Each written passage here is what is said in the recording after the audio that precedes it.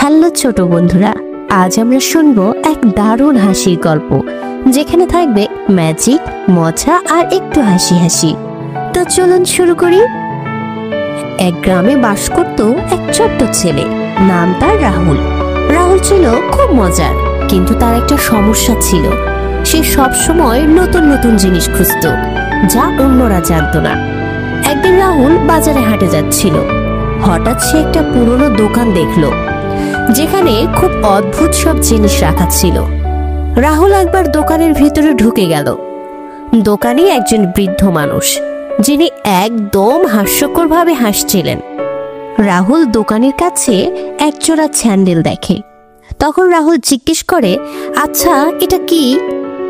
তখন দোকানি বলল, এই স্যান্ডেলটা একটা ম্যাজিক্যাল স্যান্ডেল। একবার পরলে তুমি যেখানে যেতে চাও সেখানে চলে যাবে। রাহুল খুব অবাক হয়ে স্যান্ডেলগুলো কিনে নিল।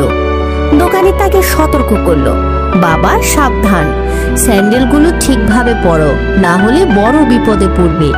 কিন্তু রাহুল তো বিশ্বাস করলো না।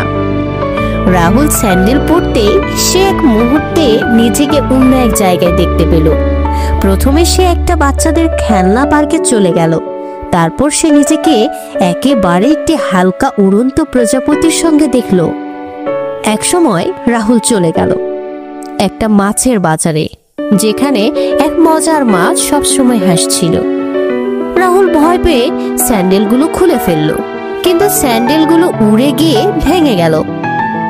অবশেষে রাহুল দোকানে ফিরে গেল।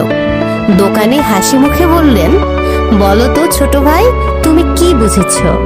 রাহুল লজ্জা পেয়ে বলল, হ্যাঁ বুঝেছি, সবকিছুই একসাথে উপভোগ করতে হয়, কিন্তু একটু সাবধান থাকতে হয়। তো বন্ধুরা, আজকের গল্প থেকে আমরা শিখলাম, কখনো কখনো নতুন কিছু চেষ্টা করতে ভয় পাওয়াটা ঠিক নয়, তবে সাবধানতা অবলম্বন করাটাও খুব গুরুত্বপূর্ণ। আর হ্যাঁ, হাসতে ভুলবেন না কিন্তু।